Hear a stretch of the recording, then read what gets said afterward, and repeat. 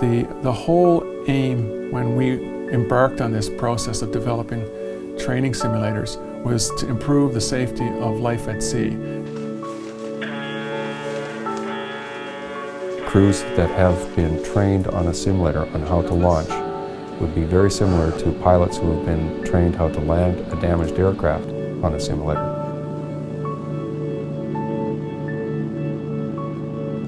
The simulator can challenge operators to an extent which you'd not normally see. The lifeboat simulator consists of several different components. So everything is there for the trainee to hold. And that physical part is actually very important. So they hold onto a steering wheel, there is a throttle, there's a brake release. All the equipment that they can interact with in a real boat is in the simulator. You feel that you're actually in a small lifeboat. The simulators have to be able to replicate launching into high sea states with equipment faults on board the vessel, maybe nighttime launches with restricted visibility. So a simulator has to be able to replicate the full operational environment that an operator may encounter when they're asked to perform their job. We can introduce fire situations, we can introduce extreme environmental conditions, we can introduce escalating events which would not normally be observed by operators in normal training situations. The practical advantages of a simulator to real boat training are that the simulation training can be done in safety. You can also schedule simulation training when it's convenient for you. And the third advantage is that simulation training can push and extend the amount of training which is done for lifeboat operators. Lifeboat training using lifeboats is difficult to do because there's been a considerable number of accidents with lifeboat training. Many people are reluctant to do drills using lifeboats.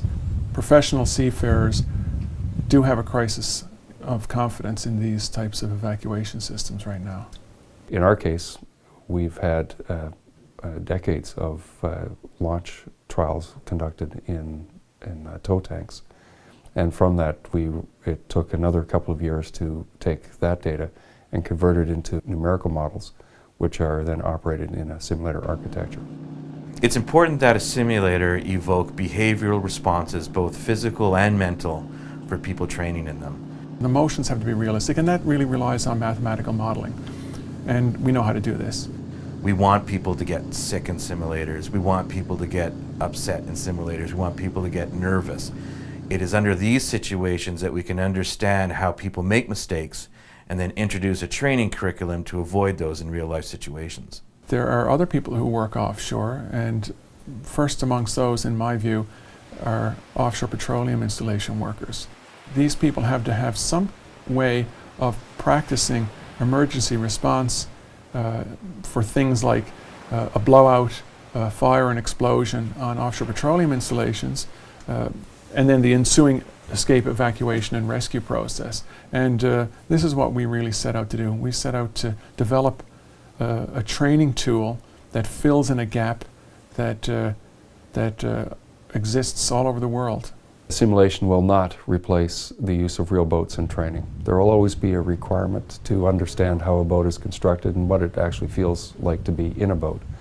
Where simulation comes in, however, is that it can remove the hazardous aspects of using real boats for training and can also extend the training into areas which are impossible to accomplish using real equipment.